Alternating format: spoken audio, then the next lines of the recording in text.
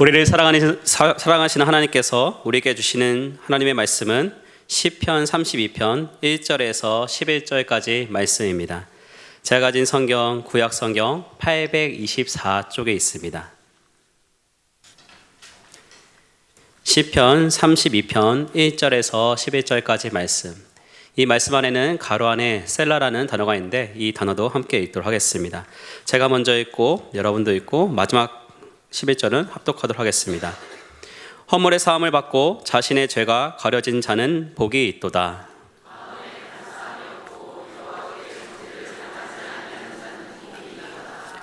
내가 입을 열지 아니할 때 종일 신음함으로 내 뼈가 쇠하였도다.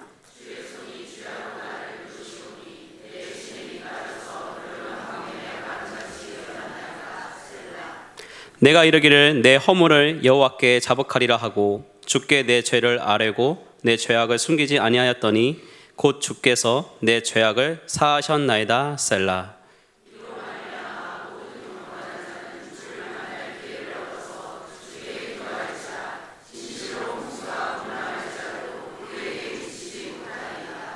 주는 나의 은신처이오니 환난에서 나를 보호하시고 구원의 노래로 나를 두루시리이다. 셀라.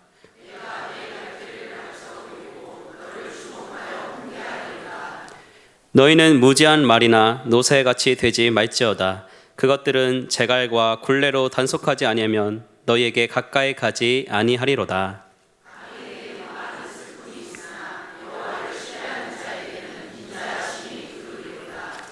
너희 의인들아 여호와를 기뻐하며 즐거워할지어다. 마음이 정직한 너희들아 다 즐거이 외칠지어다. 아멘.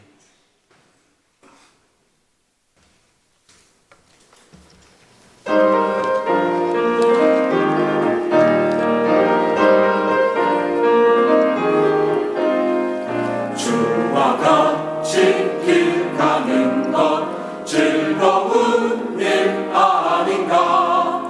우리 주님 걸어가신 발자취를 밟겠네.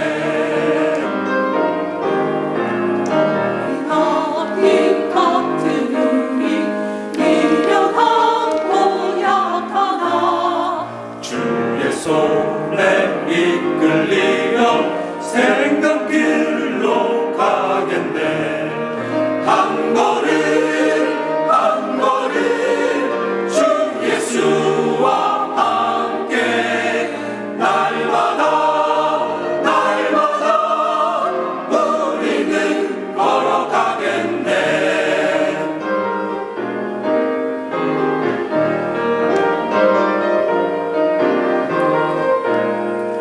꽃이 피는 들판이나 험한 골짜기라도 주가 인도하는 대로 주와 같이 가겠네. 한 걸음 걸음씩 주 예수와 함께 날마다 날마다 우리는 걸어가겠네.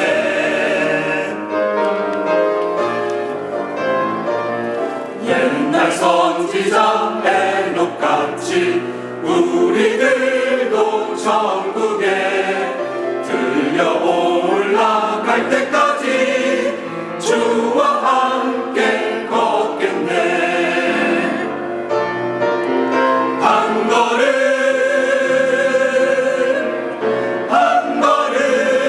주 예수와 함께 날마다 날마다 우리는 걸어가겠네. 우리는 걸어가겠네. 주 인도 따라 함께 걷겠네.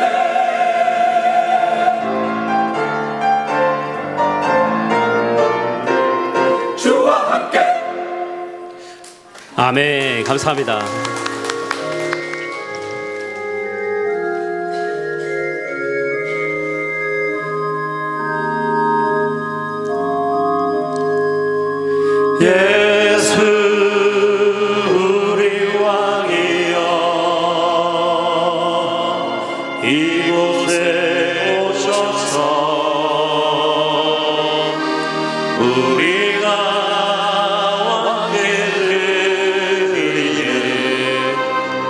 영광을 받아 주소서. 우리는 주님의 백성, 주님은 우리 왕이라. 왕이신 예수님 오셔서 좌정하사 다스리소서.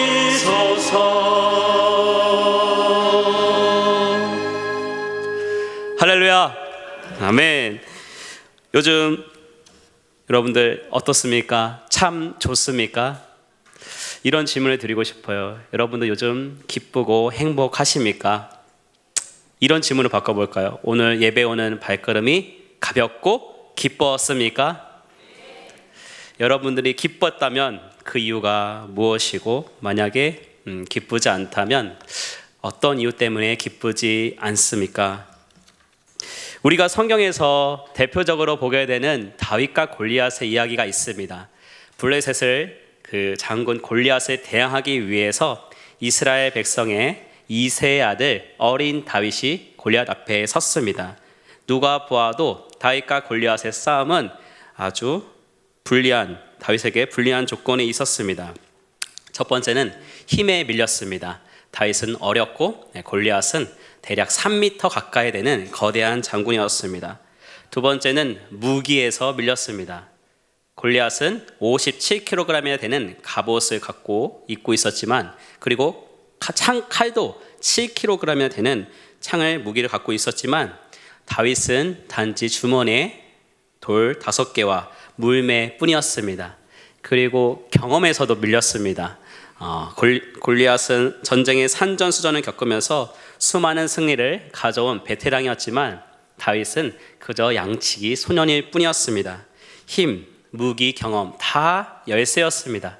그런데 결과는 어땠나요? 다윗이 골리앗을 쓰러뜨렸습니다.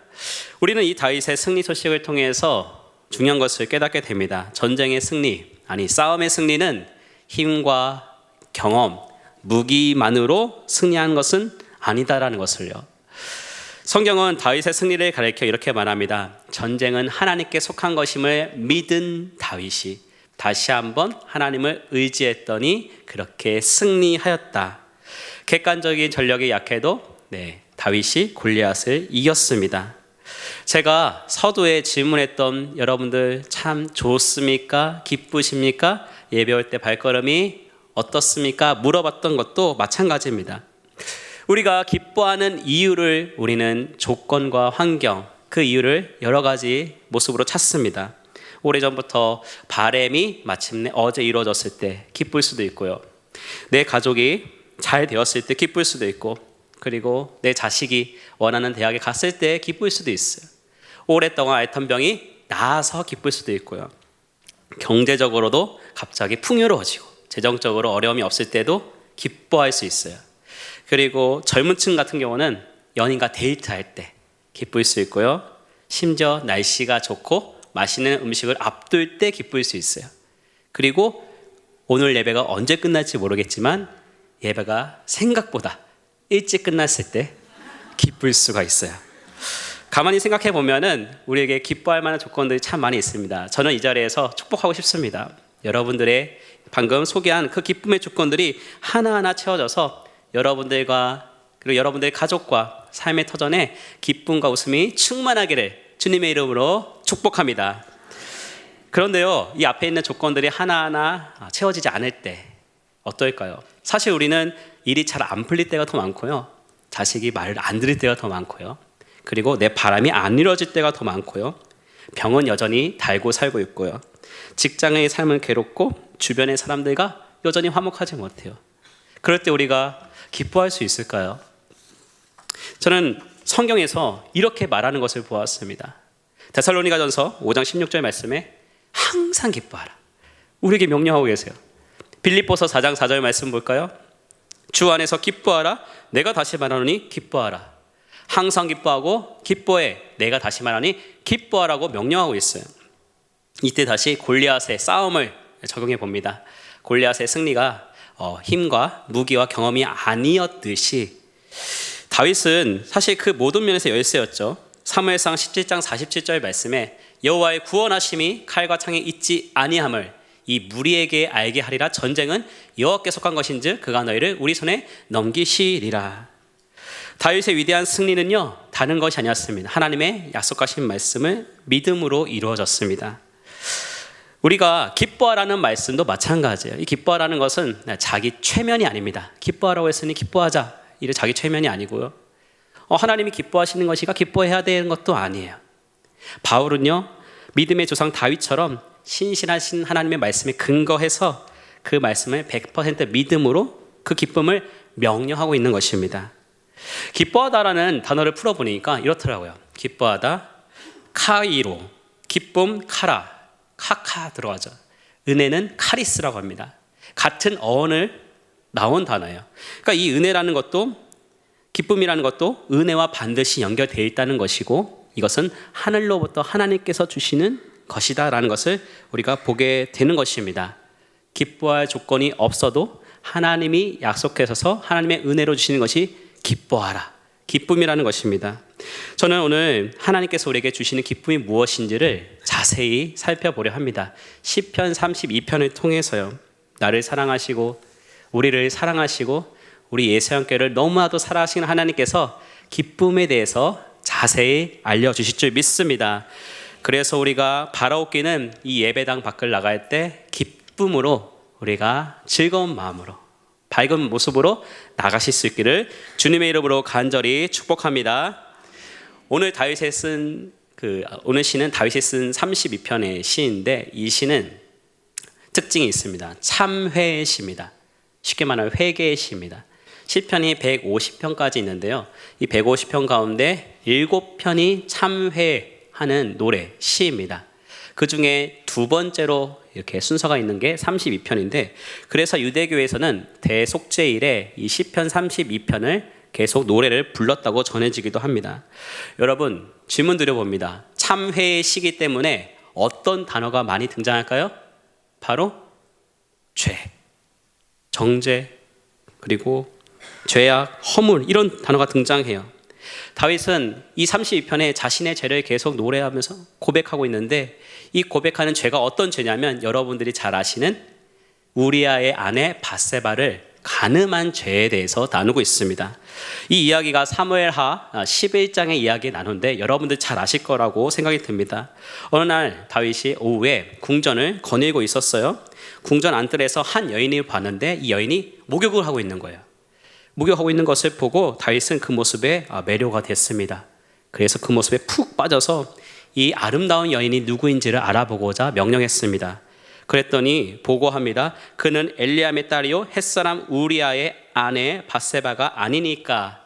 우리아의 아내 밧세바입니다. 남편이 있다라는 것이에요. 그런데 다윗은 그런 것이 상관없었습니다.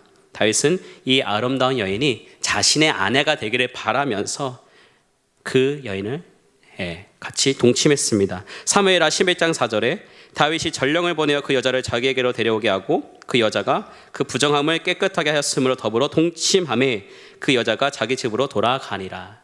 성경은 동침하고 나서 밧세바가 임신을 했다고 전하고 있습니다. 다윗은 이 임신 소식을 들었고, 임신 소식을 다윗이 이게 주인공이 자기라는 것을 알고 우리아를 급히 집으로 내보내려고 해요. 집으로 보내려고 합니다. 되돌려 보내려고 합니다. 하지만 우리아는 거절하였고 다윗은 끝끝내 우리아를 아예 없애기 위해 죽을 수밖에 없는 전쟁터로 고의로 죽게 만듭니다. 다윗이 이 끔찍한 과정을 통해 하나님이 지키라고 한 10계명 가운데 무려 5계명이나 반이나 그렇게 불순종하는 그런 죄를 범하게 됩니다. 살인과 간음, 거짓 증거, 탐심, 도둑질. 다윗이 저지른 죄는 너무나도 끔찍했습니다. 한 고등학교 3학년 학생이 있었어요. 이 고등학교 3학년 학생은 고등학교 1, 2학년 때 공부를 너무나도 안 해서 고등학교 3학년 때 몰아서 공부를 하느라고 아주 정신을 못 차렸습니다. 이 고등학교 3학년은 친구는 매일 4시간씩 자면서 이렇게 공부를 했는데 학교에서 집 가는 거리도 이 시간을 아끼고자 학교 근처에 있는 그 고시원에 이렇게 들어가서 살고 그리고 학교에 가곤 했어요. 그런데 문제가 생겼어요. 아침에 깨워주는 사람이 없으니까 자기가 혼자 일어나다가 지각을 계속 밥 먹듯이 하는 거예요. 이 학교에서는 지각하는 학생들에게 땡볕에서 쓰레기를 줍고 주변에 환경 미화를 시켰습니다. 20분 동안. 그렇게 계속 지각하면서 쓰레기를 줍고 있는 고등학교 3학년 학생이었는데, 그러던 어느 날 또다시 지각했고 또다시 땡볕에서 학교에서 쓰레기를 줍는다는 생각에 굉장히 괴로워했어요. 그런데 그때 지도 선생님이 이 학생들을 보면서 다른 방식으로 대합니다. 어떻게 대하냐? 이제 너희들 쓰레기 줄 필요도 없어. 쓰레기도 없을 뿐더러 쓰레기 줄 필요 없어. 너 다 메모지에다가 너네 반 학년 이름을 써 라고 하는 거예요. 담임 선생님께 너의 명단을 다 갖다 줄 거야 라는 거예요. 당황했어요. 고등학교 3학년 학생이 그동안 담임 선생님께 좋은 이미지만 보여줬는데 갑자기 지각생으로 그렇게 보여지다니. 그래서 한숨을 쉬면서 차라리 땡볕에서 쓰레기나 주면 좋을 텐데 라고 생각했습니다. 그리고 자신의 차례가 되었습니다. 이제 메모지에 이름을 쓰는데 자신이 13반인데 12반이라고 쓰는 거예요. 그리고 이름을 자신이 이름이 아닌 최성진이라는 이름을 쓰는 거예요. 여러분 여기에 최성진이라는 분 안 계시죠? 네, 안 계신 걸로 알고 있습니다. 최성진이라면 쓰는 거예요. 왜냐? 자신이 그렇게 모면하려고 담임 선생님께 그런 명단 가는 것을 피하려고. 차마 학년은 못 바꿨어요. 얼굴에서 다 드러나니까. 이 학생은 양심에 찔렸지만 안 좋은 이미지를 절대로 줄 수 없다는 마음으로 그렇게 썼습니다. 그 다음날 학교가 난리가 났어요. 왜냐하면 정확히 말하면 고등학교 3학년 전교생이 난리가 났는데 누가 거짓말로 이름을 썼다는 것이 들통난 거예요. 기가 막힌 사실은 12반에 최성진이 있었다는 것입니다. 실제로 있었다는 것입니다. 다른 반, 다른 이름 마구 쓴 그 이름이 실제로 있었다는 것이에요. 어떻게 대한민국의 최성진이라는 이름이 얼마나 있을까? 그리고 고등학교 3학년 인천 화기고등학교 그 12반에 있을 확률이 얼마나 있을까? 담임 선생님은 말합니다. 우리 학교, 우리 반에는 공부는 못해도 정직한 사람 다 있지? 다 정직하지? 하면서 그렇게 훈계합니다. 네, 이쯤 되면 주인공이 누군지 알겠죠? 네, 이 앞에 있는 제가 그 범인입니다. 저는 3학년 13반이었고 이름은 김진욱이었습니다. 저는 엄청 놀랐고 당황했습니다. 실제로 그런 일이 있을 줄이야. 더 당황스러운 것은 제 반의 친구들과 담임 선생님 그리고 교회에 있는 친구들이었어요. 저는 자율학습 때 교회 행사 간다고 여름방학 때 수련회 준비한다고 교회에 열심히 갔는데 진욱이는 정말 교회 열심히 다녀. 정말 교회 잘 다녀. 믿음이 좋은 것 같아 라고 했는데 그 일을 버린 거예요. 저는 부끄럽고 너무 당황스럽습니다. 바로 그 즉시 가서 담임 선생님께 가서 죄송하다고 절하고 말씀드리고 12반 최성진에게 가서 용서를 구했습니다. 저는 최성진이 유도하는 애인 줄 몰랐습니다. 그때 처음 알았습니다. 이 부끄러운 일을 겪으면서 한 가지 분명하게 깨닫는 것이 있어요. 그것은요, 하나님이 저의 죄를 다 보고 계셨다는 것입니다. 다 알고 계셨다. 그리고 그냥 지나가지 않고 그것을 드러내셨다는 것입니다. 다윗의 이야기를 통해 다시 보겠습니다. 우리아의 아내를 간음하고 우리아를 죽인 모든 것을 하나님은 어떻게 보셨을까? 성경은 이렇게 말합니다. 사무엘하 11장 27절 말씀 같이 읽어볼까요? 시작. 그 정례를 마침에 다윗이 사람을 보내 그를 왕국으로 데려오니 그가 그의 아내가 되어 그에게 아들을 낳으리라. 다윗이 행한 그 일이 여호와 보시기에 악하였더라. 그렇습니다. 하나님은 다 행한 일을 다 보시고 악하다고 말씀하고 계세요. 여기서 우리가 주목할 것은 하나님이 다 보셨다는 것입니다. 아무리 우리가 속여도, 죄를 감추어도, 양심을 속여도 모든 것을 다 보고 계세요.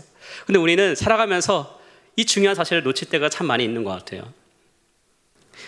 그리스도인은 언제나 하나님이 살아계심을 인식해야 됩니다. 하나님이 우리의 죄를 보시면서 다 그것을 두루두 감찰하고 계시다. 그런데 그것을 보고 계시지만 않으시고 세상에 드러내시기도 하시는 것이에요. 사무엘하 12장 1절 말씀입니다. 같이 읽어볼까요? 시작. 여호와께서 나단을 다윗에게 보내시니 그가 다윗에게 가서 그에게 이르되 한 성읍에 두 사람이 있는데, 나단이 CCTV를 보고 다윗의 죄를 딱 스케치한 것도 아니고 정황상 의심한 것도 아니라 하나님이 나단을 보내셨다고 하고 있어요.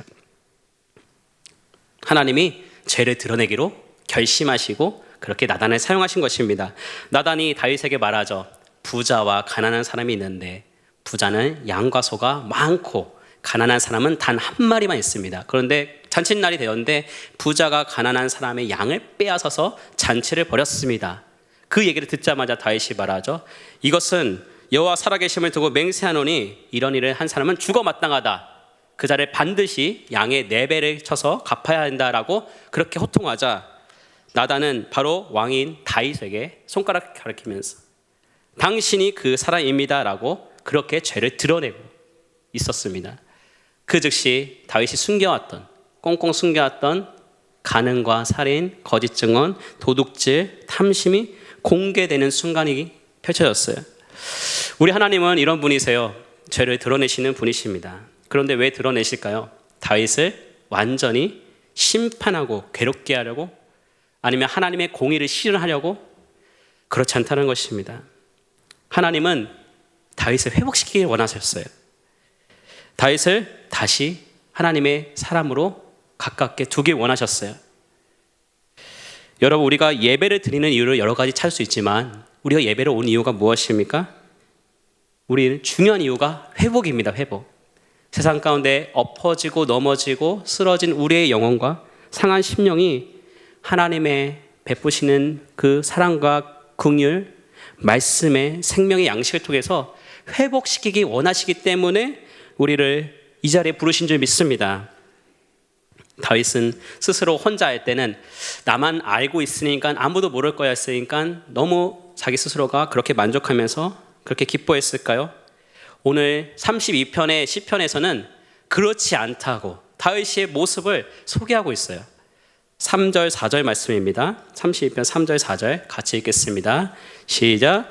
내가 입을 열지 아니할 때에 종일 신음함으로 내 뼈가 쇠하였도다. 주의 손이 주야로 나를 누르시오니 내 진액이 빠져서 여름 가뭄에 마른같이 되었나이다. 셀라. 다윗의 상황이 너무나도 안타깝습니다. 죄를 짓고 나서 이렇게 종일 신음하고 뼈가 쇠했다고 하고, 그리고 하나님의 손이 그를 주야로 밤낮으로 짓누르고 있다라고 성경은 말하고 있습니다. 일반적으로 학자들이 다윗이 죄를 저지르고 그리고 나단 선지자가 그렇게 죄를 드러낸 그 기간을 1년으로 두고 있습니다. 1년으로. 무려 다윗은 1년 동안 그 죄를 숨기면서 이 고통을 당하고 있는 것입니다. 여러분, 죄가 우리가 살면서 저와 같이 드러난 적이 있으십니까? 여러분들 부끄럽고 창피를 당한 적이 있으신가요? 그래서 사람들한테 실망이라고 손가락질 받은 적 있으신가요? 세상의 기준으로 보면은 우리는 그때 운이 안 좋았다, 감춰졌으면 좋았을 것이라고 한탄할 수 있겠지만은 저는 이렇게 말씀드리고 싶습니다. 죄가 드러난 것이 오히려 은혜인 것입니다. 죄가 드러난 것이 더 감사한 일인 것이, 감춰지지 않고 마침내 드러난 것이 그제야 빛을 볼 수 있는 기회가 생긴 것이에요. 감리교 복음주의자인 월버 체프만이 설교 가운데 오스트레일리아에 있는 목사님의 이야기를 했습니다. 그 목사님이, 오스트레일리아 목사님이 예배를 드리고 나가는데 교회 직원이 목사님을 붙잡더래요. 그러면서 목사님, 죄에 대해서 그렇게 노골적으로 적나라하게 표현하는 것은 좀 삼가 주시면 좋겠습니다. 뭐 그렇게 강조하는 설교를 아이들이 듣는다면 마음이 무겁고 불편하지 않겠습니까? 우리 새신자도 많이 왔는데, 우리 새로운 성도도 많은데 그렇게 말씀하지 마시고 노골적으로 말씀하지 말아 주십시오라고 하는 거야. 오스트레일리아 그 목사님은 그 목양실에서 한 병으로 이렇게 가까이 가서 이 병을 보여주는데 그 라벨은 쥐약이라고 써 있었습니다. 그러면서 말합니다. 무슨 말씀인지 알겠어요. 그런데 이 쥐약이라는 써 있는 라벨을 페퍼민트 에센스, 좋은 향기 나는 어떠한 뭐 그런 것으로 바꾸면은 좋을까요? 좀 더 부드러운 이름을 여기에 덧붙이면은 더 좋을까요? 아니면 더 위험한 물건이 되지 않겠습니까? 라고 말하더래요. 우리는 죄가 감춰진 것이 다행이라고 여길 수 있지만 아닙니다. 오히려 죄가 우리가 계속 드러나고 깨닫게 되고 우리가 더 그것을 죄를 알게 되는 것, 그것이 우리에게 은혜입니다. 그래서 오늘 간절히 바라옵기는 여러분들 이런 죄가 드러나는 것이 우리에게 은혜라고 여러분들 꼭 믿기를 주님의 이름으로 간절히 소망합니다. 절대로 우리가 이 착각에 빠지면 안 된다는 것이죠. 저 역시 고등학교 3학년 때 당시 거짓말이 통했다면 아마 제2의 거짓말, 제3의 거짓말 하면서 마음 졸이고 안 들키기 위해서 그렇게 기도했을 것 같아요. 하나님 앞에. 영혼은 피폐해지고 속마음은 계속 썩고, 그런데 하나님이 아주 낱낱이 거짓말을 드러내셨어요.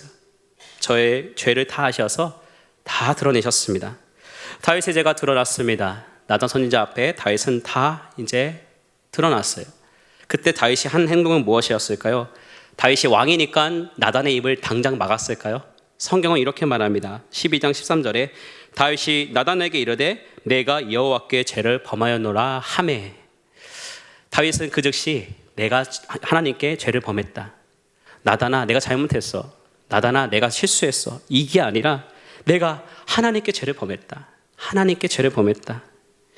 이 하나님께 죄를 범했다 하는 이유는 다윗은 알았어요. 자신이 저지른 모든 게 하나님을 반역한 거고 불순종했다는 것을 그가 알았다는 것이죠. 우리가 비록 5가지의 계명을 그렇게 불순종했던 다윗이지만 그런 다윗의 회개의 모습을 우리가 본받기를 원합니다. 우리도 죄가 있을 때 당장 하나님 앞에 잘못했다고 용서해달라고 우리가 구해야 됩니다. 제가 청년부를 여러 군데 교회를 다니면서 맡았는데 그 가운데 정말 많이 듣는 고민 상담이 무엇이냐면 제가 이런 죄를 저질러도 예배 드려도 되냐 이 말이에요. 내가 이런 잘못을 하고 이런 삶을 사는데도 예배 드려도 되냐. 뭐 가볍게는 담배 폈는데 어제 그렇게 늦게까지 술 마셨는데 그렇게 했는데도 예배 드려도 되냐. 이런 이야기 참 많이 들어요. 그때마다 좀 고민 하나도 안 하고 그 청년에게 말합니다. 당장 같이 교회 갑시다. 같이 기도합시다. 같이 기도합시다. 사람들에게 말하면요, 전 저 사람 그렇게 안 봤는데 어찌 그럴 수가 있지? 제 본래 모습은 저렇구나 라고 할 수 있지만 하나님은 그렇지 않으세요. 하나님은 오히려 당장 달려오기를 원하신다는 것을 계속 얘기해요. 요한복음 말씀에 가늠한 여인이 광장에서 잡혀서 이렇게 돌을 맞아 죽을 위기에 처했어요. 현장에서 가늠하다 잡혔어요. 사람들이 몰려들었고 이 가늠한 여인을 죽여야 한다고, 형벌에 따라 죽여야 한다고 말하고 있습니다. 그런데 예수님께서는 갑자기 그곳에 같이 가셨는데 그 여인을 바라보는 방식이 달랐어요. 다른 사람은 정죄하고 그가 가늠한 티를 보면서 안 된다고, 가만두면 안 된다고 했지만은 예수님은 가늠한 여인의 눈을 통해 영혼을 보셨어요. 무슨 말이냐면 예수님은 형상대로, 하나님의 형상대로 지어진 그 여인을, 그리고 그 여인이 저지른 죄를, 영혼과 죄를 분리해서 보았어요.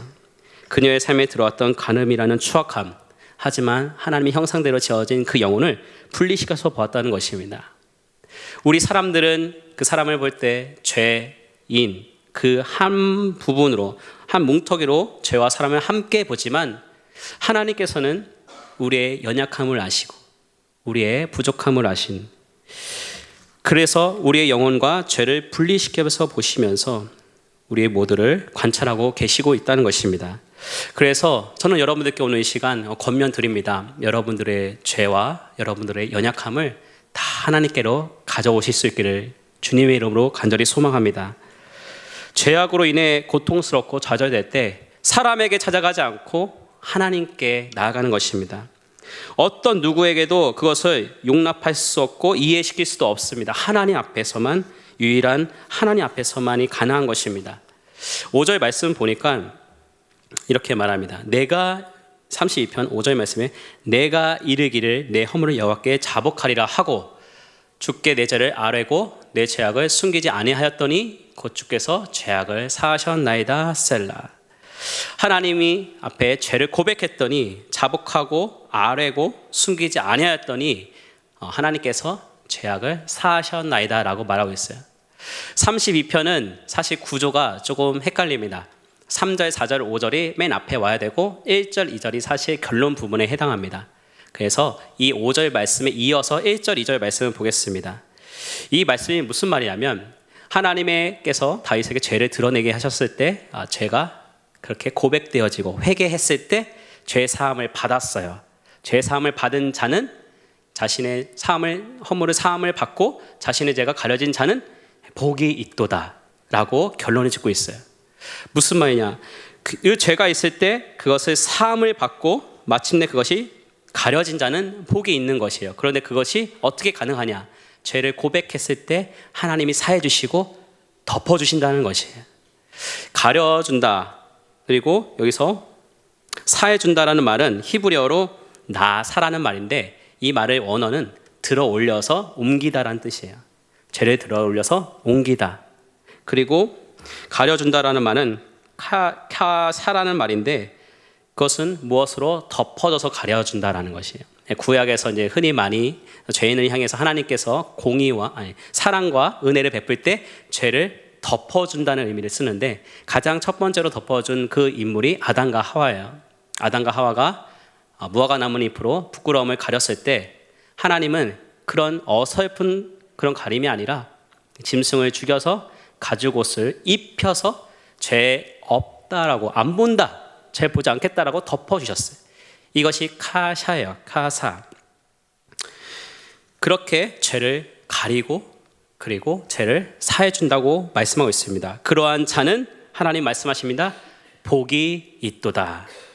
실제로 다윗이 사무엘 하에서 죄를 고백할 때 나단이 무엇이라고 하냐면 12장 13절 말씀에 나단이 다윗에게 말하되 여호와께서도 당신의 죄를 사하셨나니 당신이 죽지 아니하려니와. 이것이 하나님이 죄를 고백했을 때 사해 주심으로 인한 결론입니다. 하나님은 죄를 다 용서하시고 그리고 죽게 하지 않으셨습니다.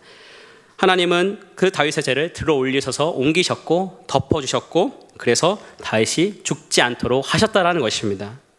원래 출애굽기 21장 그 12절 율법에는 사람을 쳐서 죽이는 자는 반드시 죽일 것이니라는 율법이 있어요.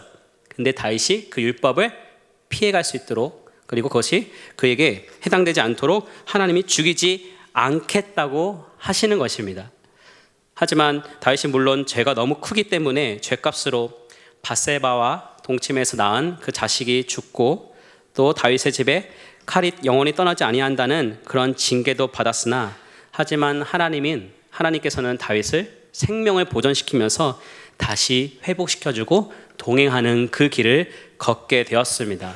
즉 다윗이 구원을 받은 것이에요. 어떻게? 죄를 깨달았을 때 죄를 회개함으로 하나님이 사해주고 그리고 가려줌으로 인해서 생명이 보존되었습니다.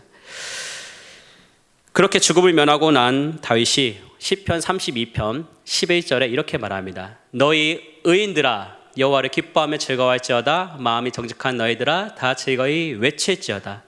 여기서 의인은 의로운 행동, 정의로운 행동을 해서 의인이 아니라 하나님께 죄사함을 받아서 하나님께 사함을 받고 죄가 가려져서 구원을 얻은 자, 즉 죄값을 더 이상 지불하지 않은 자가 의인인 것입니다. 이 의인의 기쁨은 여호와를 기뻐하고 그리고 하나님을 즐거이 외칠지어다라고 말하고 있습니다. 우리가 죄 사함의 기쁨은 더 이상 죄값을 더 이상 치르지 않아서 기쁨이요, 나를 용서하심으로 하나님께서 나와 다시 화목하게 된 것도 기쁨이요, 그 하나님이 나의 죄를 더 이상 묻지 않고 생명을 보존하겠다는 것이 그것이 바로 우리의 기쁨인 것입니다. 그런데 그 기쁨은 잠시 이 생에서 끝나는 것이 아니라 신약에 와서 말하듯이 영원한 생명으로 이어진다는 것이에요. 우리의 생명이 죽지 않고 죄의 값은 사망이나 영원히 죽지 않고 영원히 너의 생명을 산다. 이것이 하나님이 우리에게 주신 기쁨의 모습인 것입니다.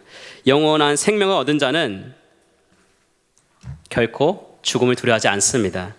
영원한 생명을 얻은 자는 결코 이 세상에 일회일비하지 않습니다. 영원한 생명을 얻은 자는 그 영원한 생명을 주신 하나님 앞에 예배드리기를 간절히 사모하고 주님으로 만족할 수 있으며 하나님께 기쁨으로 찬양할 수 있습니다. 사랑하는 성도 여러분, 영원한 생명은 먼 미래의 추상적인 존재가 아닌 것입니다. 우리의 실체입니다. 저는 여러분들이 영원한 생명을 예수 그리스도로 말미암아 그것을 부여받고 얻었다는 사실이 여러분의 기쁨의 가장 큰 모습이 될 수 있기를 주님의 이름으로 간절히 소망합니다. 이제 말씀을 마무리하려 합니다. 사실 다윗의 이야기는 우리가 앞으로 누리는 모든 것의 그림자라고 말할 수 있겠어요. 장차 오실 실체를 가리키는 모형이었고 더 큰 은혜를 누리기 위한 미리 복이었습니다.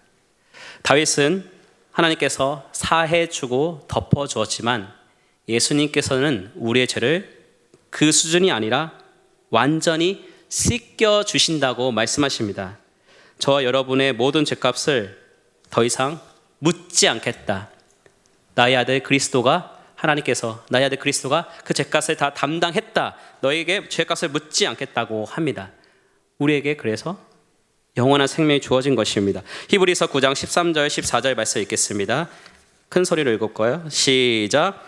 염소와 황소의 피와 및 암송아지의 죄를 부정한 자에게 뿌려 그 육체를 정결하게 하여 거룩하게 하거든 하물며 영원하신 성령으로 말미암아 흠 없는 자기를 하나님께 드린 그리스도의 피가 어찌 너의 양심을 죽은 행실에서 깨끗하게 하고 살아계신 하나님을 섬기게 하지 못하겠느냐. 아멘.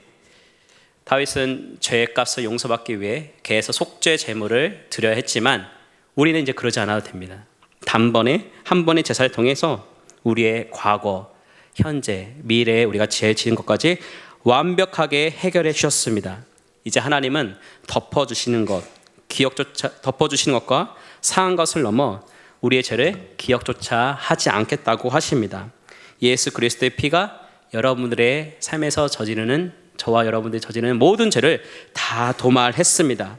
그래서 그로 말미암아 영원히 죽지 않고 하나님과 함께 기쁨을 누릴 수가 있는 것입니다.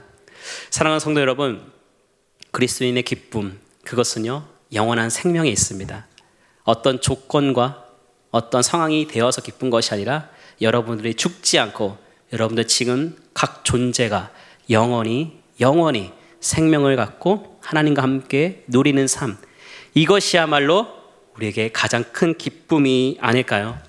바라옵기는 여러분들 성령님께서 여러분들을 주장하셔서 죄가 깨달아지고 그 죄를 하나님 앞에 고백함으로 그리고 그 죄를 회개함으로 매일 하나님께서 씻음을 받아서 하나님이 의인으로 부르시는 하나님의 거룩한 백성으로 그 기쁨을 매일 누리시면서 살아가실 수 있기를 나사렛 예수 그리스도 이름으로 간절히 축원합니다. 우리 찬양하도록 하겠습니다. 우리 보좌 앞에 모였네. 우리 들으신 말씀을 기억하면서 우리에게 주신 구원의 은혜를 하나님 앞에 찬양하겠습니다.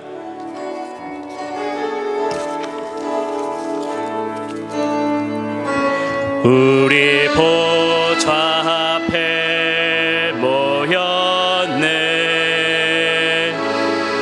함께 주를 찬양하며 하나님의 사랑 그 아들 주셨네. 그의 피로 우리 구원받았네. 십자가에서 쏟으신 그 사랑 강같이 온 땅에 흘러 각 나라와 족속 백성 방언에서 구원받고 주 경배드리네.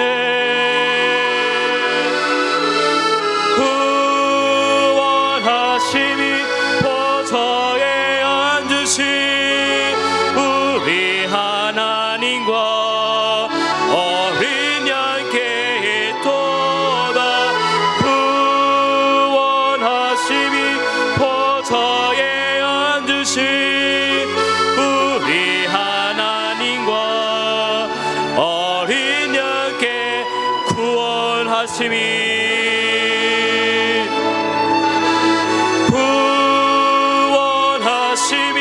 보좌에 앉으신